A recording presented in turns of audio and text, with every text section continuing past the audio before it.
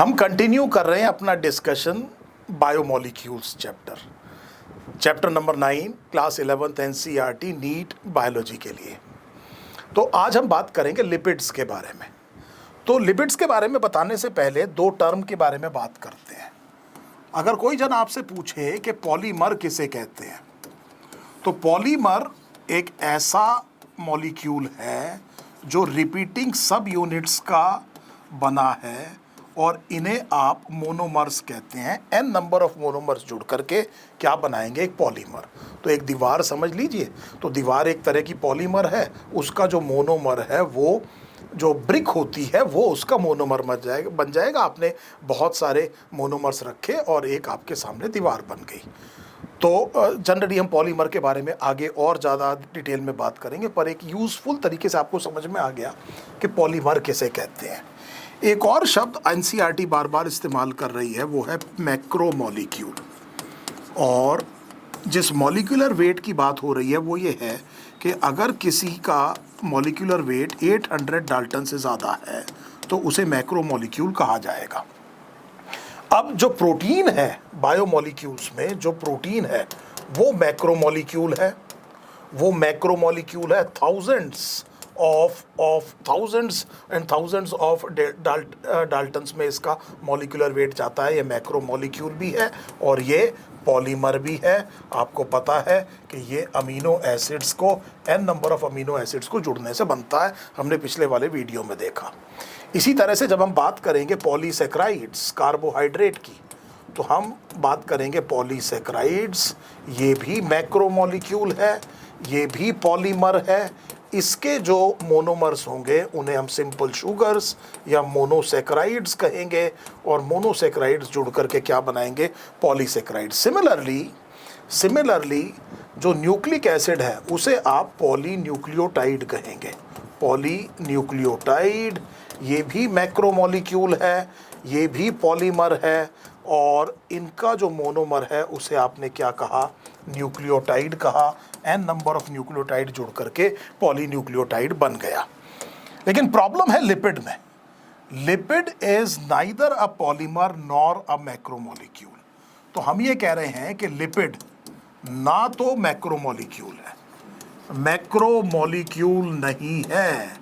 Low molecular weight होता है इसका मॉलिक्यूलर वेट 800 डाल्टन से कम है। लिपिड काफ़ी लाइट मॉलिक्यूल है, ये मैक्रोमोलिक्यूल नहीं है, और ये पॉलीमर भी नहीं है। बड़े ध्यान से मेरी बात समझिएगा। लिपिड एक low molecular weight organic molecule है जो जनरली वाटर सोल्यूबल नहीं है। This is what is lipid. Lipid एक बड़ी चीज़ है, इसमें काफ़ी वैरायटी है। लिपिड की एक जनरलाइज्ड अगर डेफिनेशन मैं दूं तो मैंने ये कहा कि ये जो है मतलब लोअर मॉलिक्यूलर वेट का ऑर्गेनिक मॉलिक्यूल है जो पानी में सॉल्यूबल नहीं है और जनरली ऑर्गेनिक सॉल्वेंट में सॉल्यूबल होगा।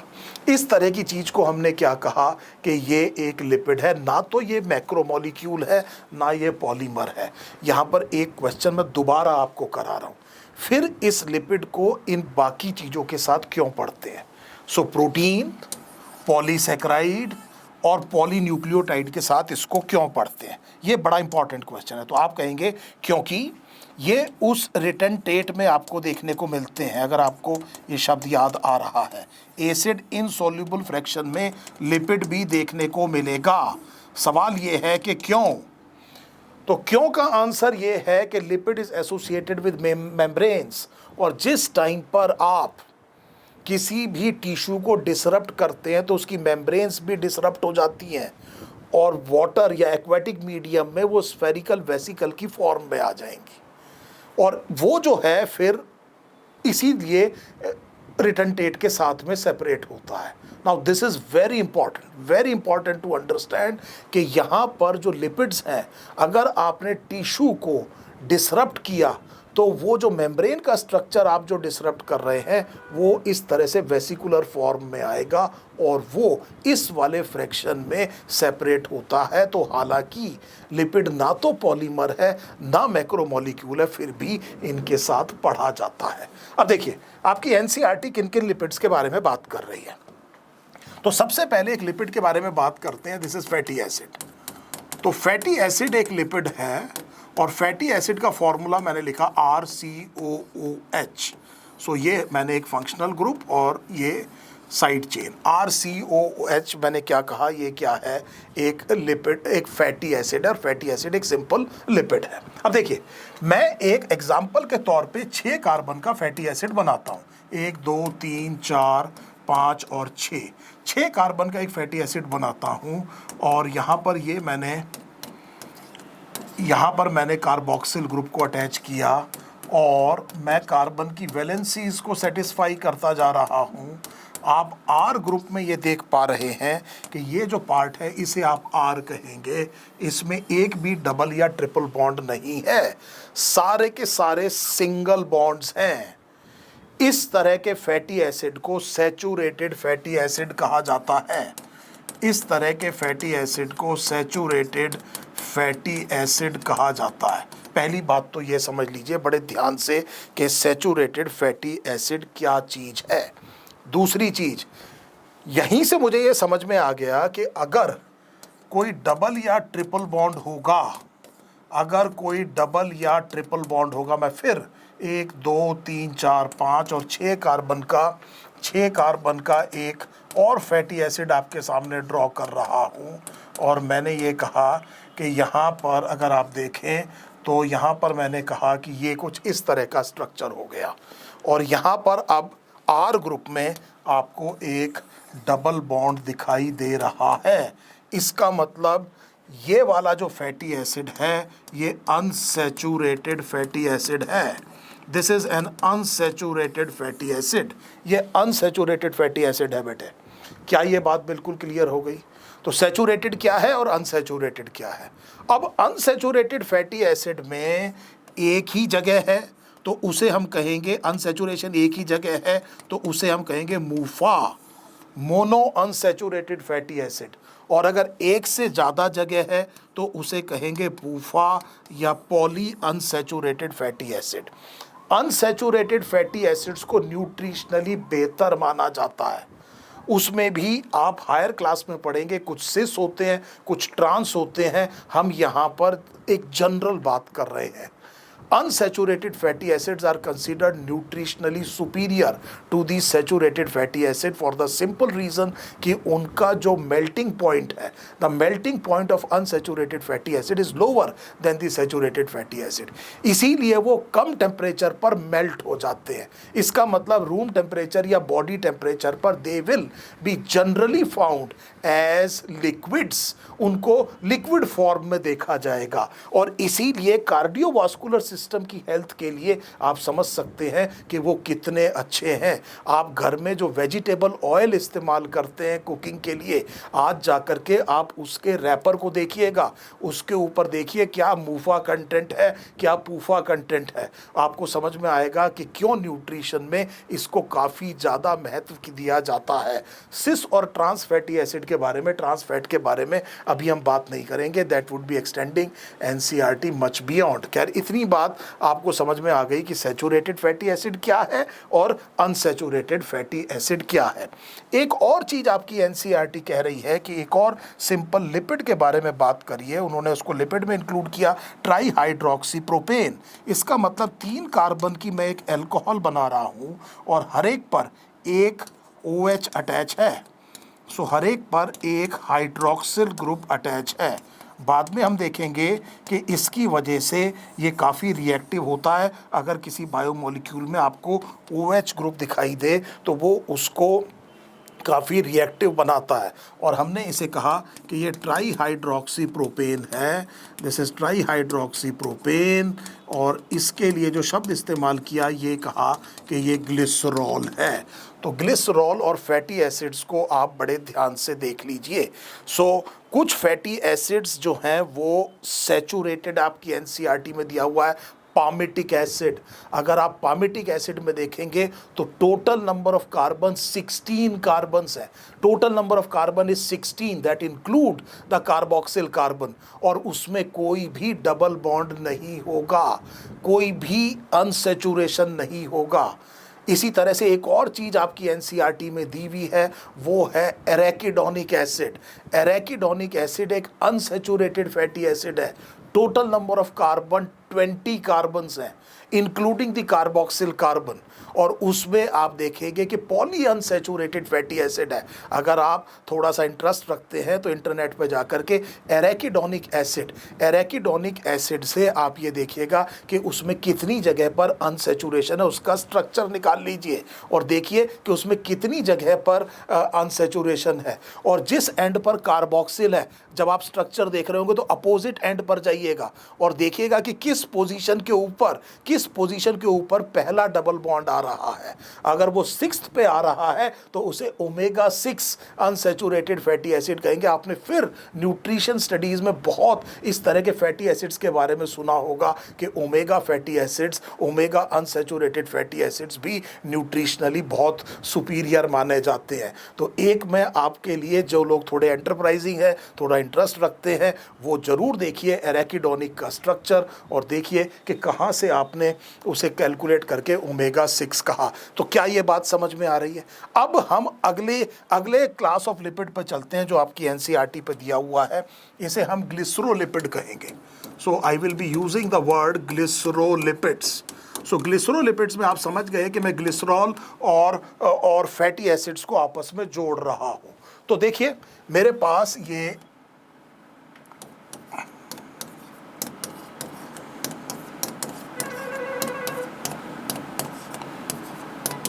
एक ग्लिसरॉल मॉलिक्यूल है। अब मैं यहां पर क्या कर रहा हूं, मैं एक फैटी एसिड को जोड़ रहा हूं। Now this is something very important for everyone to understand. देखिए बेटे, जब दो चीजों को यहां पर जोड़ा जाएगा तो जिस चीज का इस्तेमाल किया जाता है उसे कहते हैं, उस प्रोसेस को कहते हैं डिहाइड्रेशन सिंथेसिस। उसको हम कहते हैं डिहाइड्रेशन सिंथेसिस। ये शब्द एनसीईआरटी में नहीं है, लेकिन समझने के लिए यहाँ पर आपको इनको समझना पड़ेगा। पहले पुरानी एनसीईआरटी में ये टर्म्स थी, लेकिन यहाँ पर हम इसलिए समझ रहे हैं ताकि हमें इन कंपाउंड्स, इन मॉलिक्यूल्स के बारे में अच्छे से समझ में आ जाए।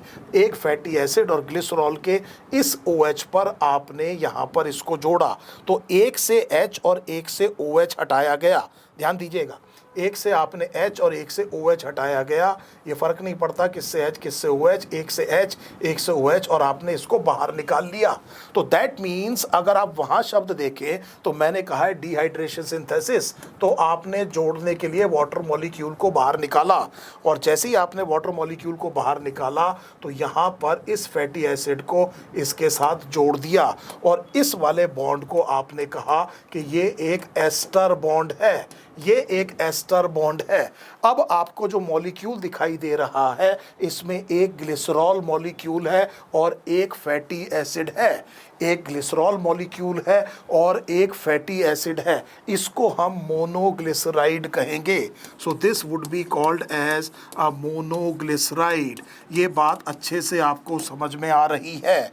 अब देखिए, मैं एक और फैटी एसिड ले लेता हूँ R-COOH, और फिर मैं क्या कर रहा हूँ कि एक से H और एक से OH को यहाँ पर रिमूव कर देता हूँ, और एक और मैंने क्या किया, यहाँ पर एस्टर बॉन्ड बना दिया। अब मेरे पास जो मॉलिक्यूल है उसमें एक ग्लिसरॉल और दो फैटी एसिड है। इस वाले को मैं कहूँगा, this is what is called as, this is very easy to understand, this would be called as diglyceride. इसे डाइग्लिसराइड कहा जाएगा। बेटे एक काम मैं और कर सकता हूँ, मेरे पास बहुत रिएक्टिव मॉलिक्यूल है। क्यों मैं इस बात को कह रहा था, आपको समझ में आ गया। R-COH, ये मैं इसलिए दिखा रहा हूँ कि अलग अलग फैटी एसिड होंगे या हो सकते हैं। मैंने यहाँ से क्या निकाला, वाटर मॉलिक्यूल और एक और एस्टर बॉन्ड बना दिया, और ये सब डिहाइड्रेशन सिंथेसिस से हो रहा है। और मेरे पास आपकी बॉडी का सबसे कॉमनली स्टोर्ड न्यूट्रल फैट मिल गया, जिसे मैं कहता हूँ ट्राइग्लिसराइड। सो जब किसी का लिपिड प्रोफाइल किया जाता है तो कोलेस्ट्रॉल के अलावा जो ट्राइग्लिसराइड चेक किए जाते हैं वो ये ट्राइग्लिसराइड है. It is the most common storage neutral fat in your body, a storage form. This is something very important to understand. क्या ये बात आपको समझ में आ गई बच्चे? एक बहुत इंपॉर्टेंट पॉइंट ध्यान से समझ लीजिए कि ये जो ट्राइग्लिसराइड है इसमें इस फैटी एसिड के नेचर पे बहुत कुछ डिपेंड करता है. अगर ये जो फैटी एसिड है सारे सैचुरेटेड है तो ये रूम टेम्परेचर पर सॉलिड होगा. इस तरह के लिपिड को फैट कहा जाता है. और अगर यहाँ पर अनसैचुरेटेड है तो ये फिर हमने ये कहा कि ये लिक्विड होगा रूम टेम्परेचर पर, ऑयल्स कहा जाता है. सो अब हमें ये समझ में आ रहा है कि लिपिड का मतलब फैट अपने आप नहीं है. फैट का मतलब जनरली कैसे इस्तेमाल करना चाहिए ये समझ में आ रहा है. और यहाँ पर किस तरह का फैटी एसिड प्रेजेंट है ये बहुत ज़रूरी है. एक बहुत इंटरेस्टिंग चीज़ आपको बता रहा हूँ. मुझे ये बताइए कि अगर मुझे एकदम तुरंत एनर्जी चाहिए, सो एक और स्लाइड खोल लेते हैं. Let us say what is the immediate source of energy. Let me check, आप 11th तक पहुँचे हैं, क्या आपने लोअर क्लासेस में गेन किया है? मुझे बताइए इमीडिएट सोर्स ऑफ एनर्जी क्या है. इमीडिएट सोर्स ऑफ एनर्जी क्या है? अगर मेरे को जैसी एनर्जी मुझे एटीपी चाहिए, सब कुछ एटीपी बनाना है, तो एकदम एटीपी बनाने के लिए मेरे पास इमीडिएट सोर्स ऑफ एनर्जी क्या है? तो आप कहेंगे कि सर ग्लूकोज है. कार्बोहाइड्रेट को आप इस्तेमाल करते हैं, एकदम आप स्टोर भी ग्लाइकोजन को करते हैं, लेकिन ग्लाइकोजन को फिर आप कन्वर्ट करते हैं ग्लूकोज में और ग्लूकोज को तोड़ करके एटीपी बनाते हैं. तो ऐसा क्यों करते हैं? What would be the reason to prefer the carbohydrate? Biomolecules हम पढ़ रहे हैं, ये बायोलॉजी की जान है और हम हर क्यों का आंसर देने की कोशिश करेंगे. यहाँ पर एग्जाम्पल तो एनसीईआरटी में लिखा हुआ है, मैं भी आपको एक फैक्ट शीट प्रोवाइड कर दूंगा, आप उसे याद कर सकते हैं. और please try to understand the subject is very important. यहाँ पर हमें ये सीखना है कि यार ग्लूकोज क्यों कार्बोहाइड्रेट. तो जब आप ग्लूकोज को तोड़ते हैं एरोबिक रेस्पिरेशन में तो आखिर में क्या बनता है? कार्बन डाइऑक्साइड और water. And body knows how to take care of it. Body को पता है कि उसका क्या इस्तेमाल करना है, उसको कैसे बॉडी से बाहर फेंकना है. सो इसका मतलब जब आप ग्लूकोज को एरोबिक रेस्पिरेशन में पूरी तरह से ऑक्सीडाइज करते हैं तो एंड प्रोडक्ट ये बनता है बेटे, और इसे एलिमिनेट करना लिविंग ऑर्गेनिज्म को आता है. ये ज़्यादा टॉक्सिक उस सेंस में नहीं है कि इसका करें क्या. मान लीजिए फैटी एसिड, तो आप हमेशा याद रखिएगा बेटे, ये ग्लूकोज को आपने कन्वर्ट किया पायरुवेट में. बहुत ध्यान से मेरी बात सुनिएगा, मैं प्लांट फिजियोलॉजी पे जा रहा हूँ. और फिर मैंने इसको कन्वर्ट किया बेटे एसिटाइल कोएंजाइम ए में. इसीलिए मैं बार बार हर एक जने से ये कहता हूँ कि अगर आपको बहुत ज़्यादा जेन्युइन इंटरेस्ट नहीं है तो बायोमोलिक्यूल्स जो है आप रट भी सकते हैं, लेकिन आप हमारी क्लास में बैठे हैं, इसको समझने की कोशिश करेंगे. हम हर उस क्यों का आंसर ढूंढेंगे जिसकी वजह से जब हमें समझ में आता है तो इंटरेस्ट हमारा बढ़ता है. हमने कहा इस एसिटाइल कोएंजाइम जो ये 2 कार्बन का एक फ्रैगमेंट है, इसको आपने क्रेब्स साइकिल में भेजा और बाद में सारे रिड्यूसिंग पावर से आपने इलेक्ट्रॉन ट्रांसपोर्ट चेन में केमियोस्मोसिस की मदद से एटीपी बना लिया. ये तरीका है ऑक्सीडेटिव फॉस्फोराइलेशन का. फॉस्फोराइलेशन का मतलब है एडीपी में फॉस्फेट को जोड़ना, इसे हम कहेंगे फॉस्फोराइलेशन. उस जोड़ने के लिए एनर्जी चाहिए. वो एनर्जी कहाँ से आएगी? वो एनर्जी आएगी इलेक्ट्रॉन से. और जब आप इलेक्ट्रॉन को ट्रांसपोर्ट करेंगे इलेक्ट्रॉन ट्रांसपोर्ट चेन में तो हर ट्रांसपोर्ट में कुछ एनर्जी रिलीज होगी. उस एनर्जी से आप क्या करेंगे? प्रोटॉन को पंप करेंगे किसी जगह से किसी जगह. उससे क्या होगा? एक प्रोटॉन मोटिव फोर्स बनेगा, एक प्रोटॉन ग्रेडियंट बनेगा. फिर क्या होगा? केमियोस्मोसिस होगा. और केमियोस्मोसिस की मदद से जो रोटर फंक्शन जो एटीपी सिंथेस है उसको किसी तरह हम एनर्जी इंपार्ट करेंगे और वो एडीपी में इनऑर्गेनिक फॉस्फेट को जोड़ देगा. और मैंने किसी चीज में से इलेक्ट्रॉन निकाला होगा, वो चीज कौन है? ग्लूकोज. अगर मैं किसी चीज में से किसको निकाल लूं बेटे? इलेक्ट्रॉन्स को, तो मैंने उसे कहा होगा ऑक्सीडेशन. और मैंने इस प्रोसेस को क्या कहा? Oxidative phosphorylation. क्या ये बात बिल्कुल क्लियर आपको समझ में आ रही है? प्लांट में क्लोरोप्लास्ट में फोटोफॉस्फोराइलेशन क्यों होता है, जरा जल्दी से सोचिए. तो इतनी बात आपको समझ में आ रही है ग्लूकोज. अब देखिए, मान लीजिए कि मेरे को फैटी एसिड से, मेरे को फैट से एनर्जी लेनी है. सो मुझे फैट से एनर्जी लेनी है तो एटीपी बनाने का कोई नया रास्ता नहीं है। इस फैट या इसके किसी मेटाबोलाइट को इसी रास्ते में घुसना पड़ेगा बच्चे। तो फैट को तोड़ा किस में, ग्लिसरॉल में, और किस में, फैटी एसिड में। अभी इस पर सोचिए, इस फैटी एसिड को माइटोकॉन्ड्रिया में ले जाया जाता है और उसमें किया जाता है बीटा ऑक्सीडेशन। उसमें बीटा ऑक्सीडेशन से बनाया जाता है एसिटाइल कोएंजाइम ए। अब आप पूछेंगे कि सर फिर प्रॉब्लम क्या है? ये तो ठीक हो गई बात। प्रॉब्लम ये है कि इस बीटा ऑक्सीडेशन में 3 चीज बनती हैं। एक बनती है एसीटोन, दूसरा बनता है एसीटो एसिटिक एसिड, और तीसरा बनता है बीटा हाइड्रोक्सी ब्यूटायरिक एसिड। तीसरा बनता है बीटा हाइड्रोक्सी ब्यूटायरिक एसिड, और इनको हम कहते हैं कीटोन बॉडीज। इनको मैंने क्या कहा बेटे? Ketone bodies. इसका क्या करें? ये बेटे पीएच चेंज कर सकती हैं ब्लड की। अब आप पूछेंगे सर एनसीईआरटी में कहाँ है? तो आपने एक लाइन रटी हुई है बेटे, glycosuria and ketonuria is indicative of diabetes mellitus. Insulin की कमी में सेल को ग्लूकोज नहीं मिलता है, उसे फैटी एसिड तोड़ने पड़ते हैं बेटे, एनर्जी तो चाहिए ही। और उसमें फिर क्या बनती हैं बेटे? Ketone bodies. और ये कीटोन बॉडीज किस में पास होती हैं? यूरिन में। इसे कहते हैं कीटोन्यूरिया।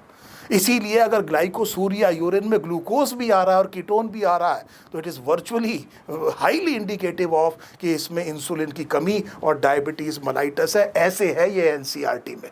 अब आपको बस समझ में आ गया है। I hope you can understand what are we doing, what we are trying to do here। हम इस सब्जेक्ट को समझने की कोशिश कर रहे हैं। एक और इंटरेस्टिंग चीज़ आपको बताता हूँ। देखिए एक बहुत इंपॉर्टेंट बात ये समझिए, अगर मैं CH बॉन्ड में अगर मैं इलेक्ट्रॉन को देखूं तो इस इलेक्ट्रॉन की एनर्जी ज़्यादा है।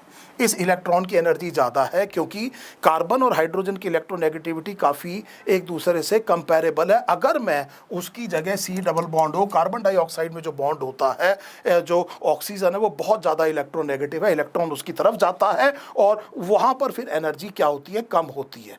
So this is what is happening. अब आप इधर देखिएगा कि मैं यहाँ पर एक 6 कार्बन का कार्बोहाइड्रेट बना रहा हूँ।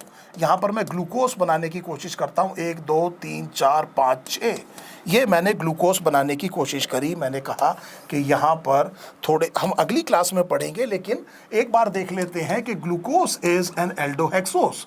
ग्लूकोज जो है वो एक एल्डोहेक्सोस है। तो मैं सबसे कॉमन आइसोमर ग्लूकोज का यहाँ ड्राइव करने की कोशिश कर रहा हूँ। आपने केमिस्ट्री की क्लासेस में इसको बहुत अच्छे से पढ़ा है। हमने कहा ये हमारे पास एक ग्लूकोज है और मैं एक 6 कार्बन का फैटी एसिड बना देता हूँ।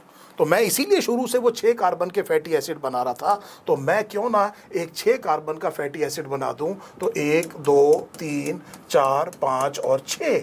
और आपने कहा कि सर अब एक बहुत इंपॉर्टेंट बात मुझे समझ में आ रही है कि 6 कार्बन के फैटी एसिड में CH बॉन्ड तो ज़्यादा है। CH बॉन्ड ज़्यादा है बेटे। देखिए दोनों में 6 कार्बन है, बताइए CH बॉन्ड ज़्यादा कहाँ है? तो मुझे क्या आपको अब ये पता लग गया कि फैट की कैलोरीफिक वैल्यू ज़्यादा होती है? फैट बर्न करने से ज़्यादा एनर्जी मिलती है। आपके सामने उसका रीज़न है। या आप ये याद करेंगे कि 4, 4.1, 4.5 और 9.1। तो क्या आपको समझ में आ रहा है? यहाँ पर आपको अच्छे से समझ में आ गया। एक और चीज़ बताइए अगर आपको ये समझ में आ गया। तो हमने ये कहा कि इमीडिएटली तो ग्लूकोज बहुत बढ़िया है क्योंकि इसका हमें पता है क्या करना है, लेकिन लॉन्ग टर्म स्टोरेज फैट क्यों होता है? लॉन्ग टर्म स्टोरेज फैट क्यों होता है? एनिमल्स में, प्लांट्स में नहीं कह रहा हूँ। एनिमल्स में लॉन्ग टर्म स्टोरेज फैट की फॉर्म में क्यों होता है? एनिमल्स की किसी प्रॉपर्टी को ध्यान करिए। एनिमल्स ने मूव करना है बेटे, लोकोमोशन कहते हैं इसको। और लोकोमोशन में यू कैन इजीली अंडरस्टैंड बेटे weight would be a problem.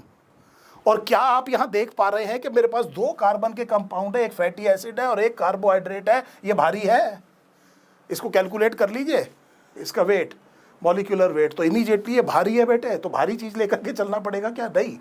Plant क्या स्टोर कर लेता है बेटे? कार्बोहाइड्रेट, उसे कहीं जाना नहीं है। तो हमने कहा कि फैट को मैं लॉन्ग टर्म एनर्जी स्टोरेज के तौर पर क्या कर सकता हूँ बेटे? स्टोर कर सकता हूँ। क्या ये बात समझ में आ रही है? बिल्कुल क्लियर है। किसी टाइम पर ह्यूमन बीइंग्स हंटर गैदरर थे और उस टाइम पर फूड सप्लाई एश्योर्ड नहीं थी।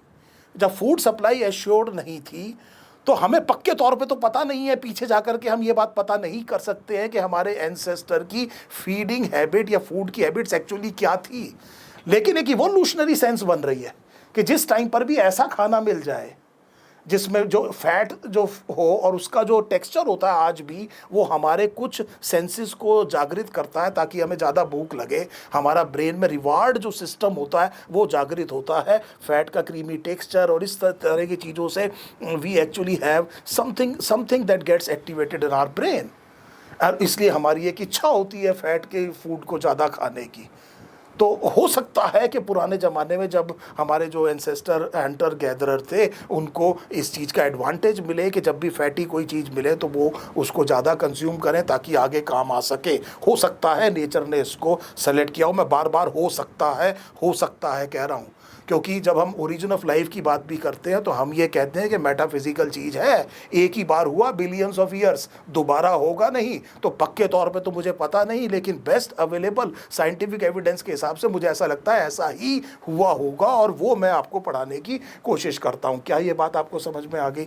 तो यहाँ पर कुछ इंटरेस्टिंग हमने लिपिड के बारे में पढ़ा और हमने देखा कि आफ्टर ऑल इतने इंसिपिड टाइप के मॉलिक्यूल ये नहीं है। एक और काम करते हैं। तो मेरे पास CH2OOCr, if you remember CHOOCr dash, और मैंने तीसरे पे अभी कुछ नहीं किया तो मैंने इसको लिख दिया CH2OH ही लिख दिया। यहाँ पर अब मैं क्या कर रहा हूँ कि यहाँ फॉस्फेट जोड़ता हूँ, तो मैं तीसरे कार्बन पर अब फॉस्फेट जोड़ रहा हूँ। तो फॉस्फेट मुझे H3PO4 इस फॉर्म में मिलेगा। तो लेट अस से समथिंग लाइक दिस, H3PO4 मुझे इस तरह से फॉस्फेट मिल गया। अब आपको बहुत अच्छे से समझ में आ गया कि मुझे करना क्या है। मुझे यहाँ से वाटर मॉलिक्यूल निकाल लेना है। तो यहाँ से मुझे वाटर मॉलिक्यूल निकाल लेना है। मुझे वाटर मॉलिक्यूल इससे निकालना चाहिए, वो इरेज़र है। यहाँ से मैंने वाटर मॉलिक्यूल निकाला और ये मैंने एक फॉस्फोएस्टर बॉन्ड बना दिया, देख रहे हैं आप। और अब मेरे पास जो मॉलिक्यूल है उसमें एक ग्लिसरॉल है, 2 फैटी एसिड है और एक फॉस्फेट है। ये ग्लिसरोफॉस्फोलिपिड है, ये फॉस्फोलिपिड है। और इस फॉस्फोलिपिड को जब आप पिक्टोरियली प्रेजेंट करेंगे तो ये इसका हेड पार्ट है, ये जो फॉस्फेट वाला पार्ट है ये हेड है। इस तरह से आप इसको रिप्रेजेंट करेंगे और ये जो फैटी एसिड्स हैं इसको आप इसकी चेन इस तरह से टेल की तरह रिप्रेजेंट करेंगे। This is the pictorial representation of phospholipid. Phospholipid का जो हेड जो फॉस्फेट का बना हुआ है ये हाइड्रोफिलिक है, ये हाइड्रोफिलिक है, और ये जो टेल है ये हाइड्रोफोबिक है, एम्फीपैथिक मॉलिक्यूल है, if I can use the word in biology. So मैं बायोलॉजी वाली टर्म इस्तेमाल कर रहा हूँ। हमने कहा एम्फीपैथिक मॉलिक्यूल है, एक एंड हाइड्रोफिलिक है, एक एंड हाइड्रोफोबिक है। अब आप देखिए कितना इंपॉर्टेंट है आपकी एनसीईआरटी में। यहाँ पर फिर आपको मैं होमवर्क दे के जाता हूँ। उस पेज पे जाइए जहाँ पर लेसिथिन का डायग्राम बना हुआ है। Let us not draw the diagram here. आप अभी जाइए एनसीईआरटी पे लेसिथिन देखिए और देखिए कहीं पर आप डिहाइड्रेशन सिंथेसिस से कुछ चीज़ और जोड़ सकते हैं क्या, और वहाँ पर आप OH में कुछ और जोड़ने की कोशिश करिए और आपको क्या इस चीज़ में कुछ और जोड़ करके वो लेसिथिन का स्ट्रक्चर समझ में आ रहा है जो आपकी एनसीईआरटी में बना हुआ है।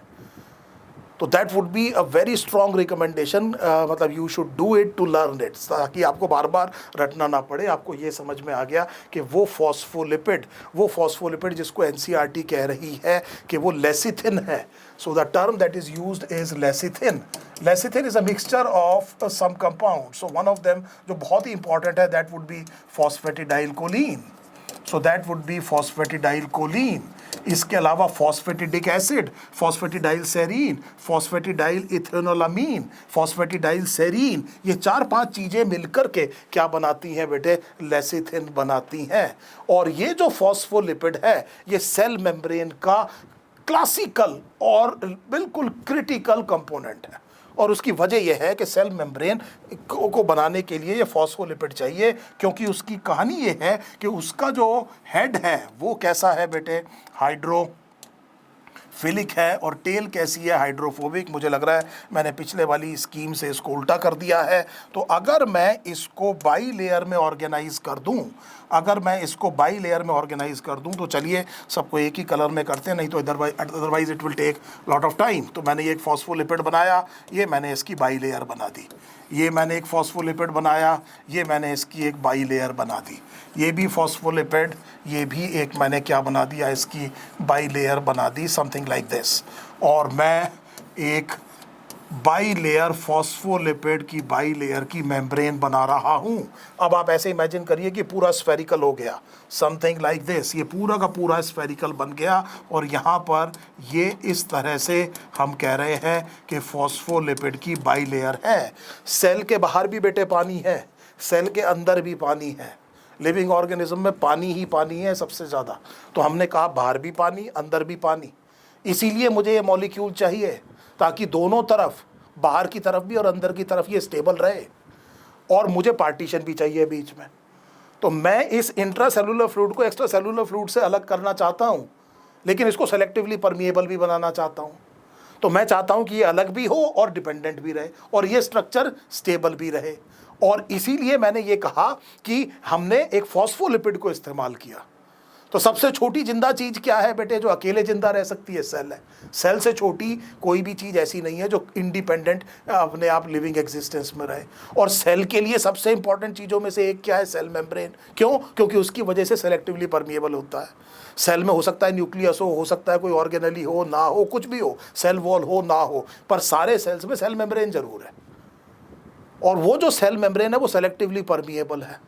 और वो जो सेल मेम्ब्रेन है उसका जो मेजर लिपिड कंपोनेंट है वो फॉस्फोलिपिड है।